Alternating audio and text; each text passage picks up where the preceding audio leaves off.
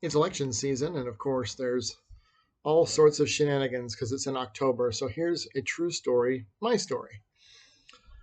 There are people who talk about how under the previous administration they had more than they do now, and that Build Back Better has beat them down. Okay, I'm sure that's the case for many people.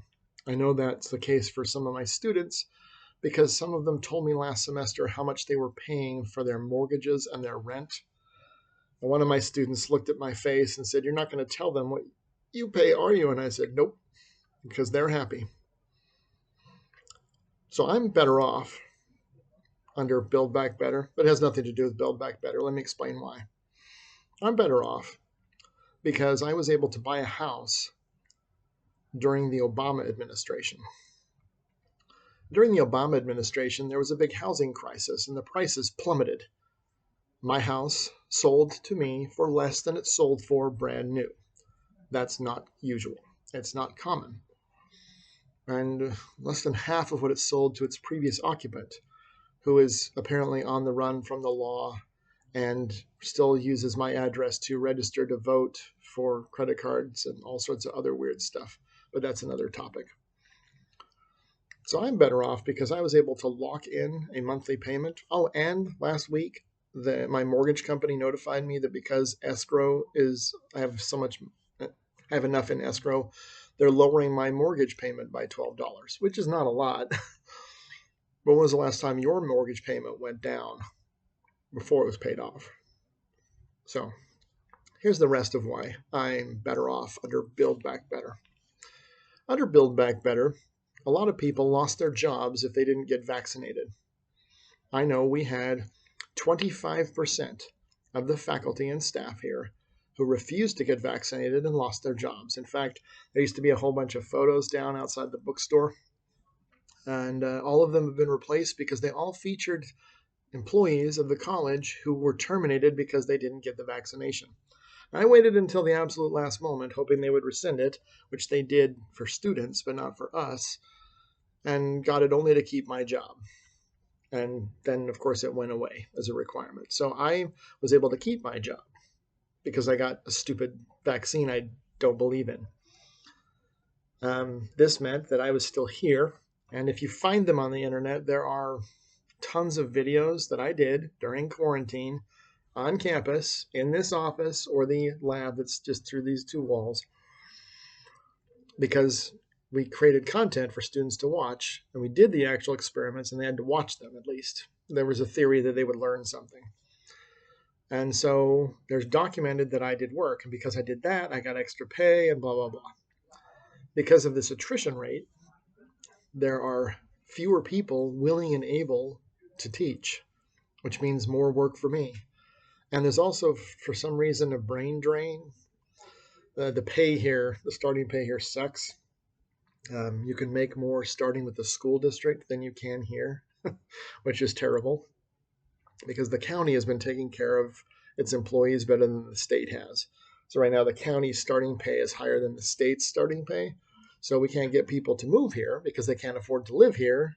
The guy next door to me, exact same house, has a pool and some upgrades on the inside. 3.5 times what I paid for my house.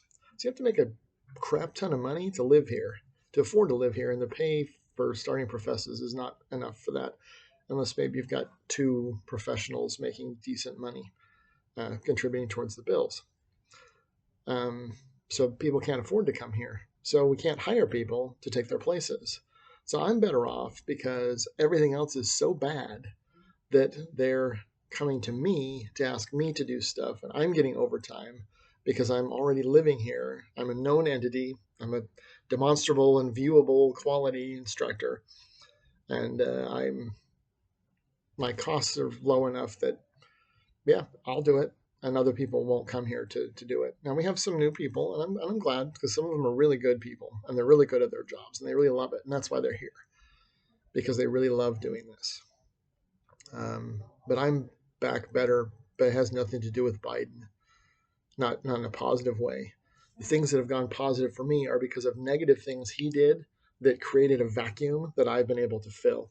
So really it's timing and luck, Because of timing and luck, I have an affordable house. Because of timing and luck, I was already here and maxed out in pay, so I'm making an insane amount of overtime to cover overload because other people won't come and do it for the base pay, or they won't do any more because we got some professors, like the one who's in lab right now.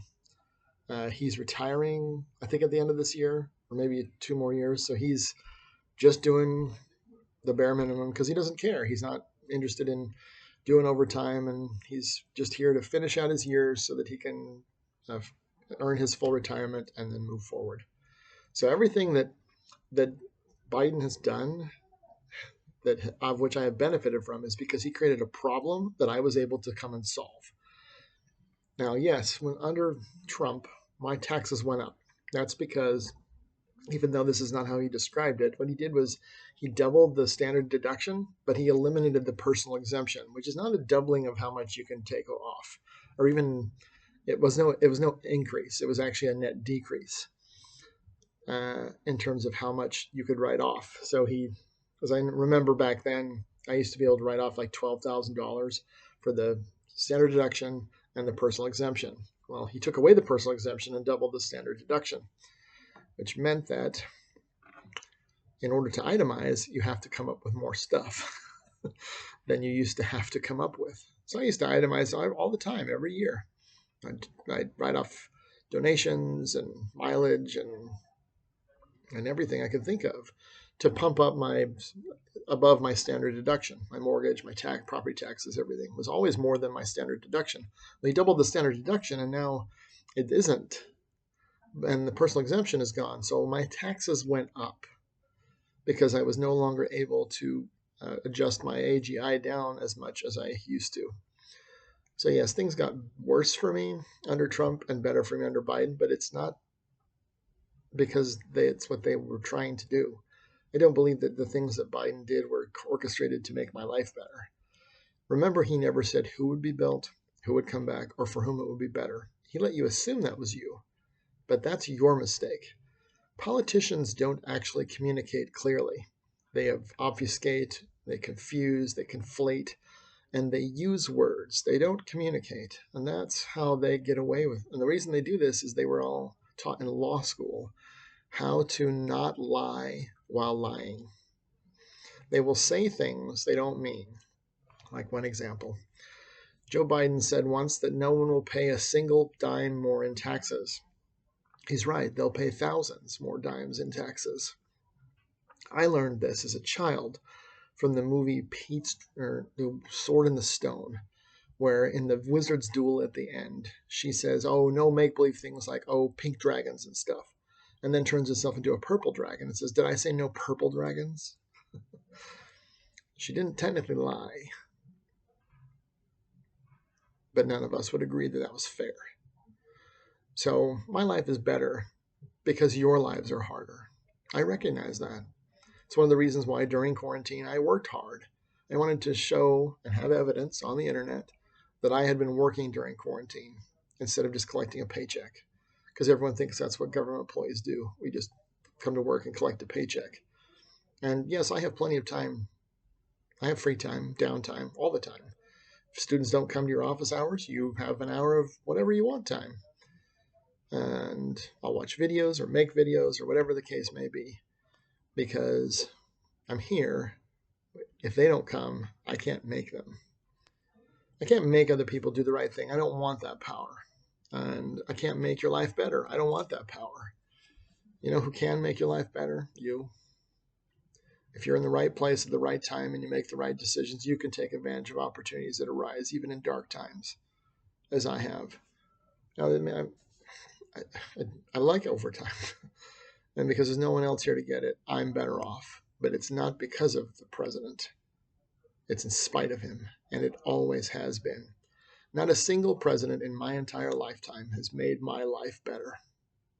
Not one, regardless of their party. And that's something to keep in mind. They make lots of promises, but did they really make the change? Or did you? And 9 times out of 10, I'm sure, it's you or someone else. And they'll take credit, because that's what they do. Because they're, well, They're arrogant. That's all the long and short of it. Anyway, I hope that things get better. I hope for peace and prosperity to return to the world, and that you are built and back and better through your own efforts as soon as possible. Godspeed.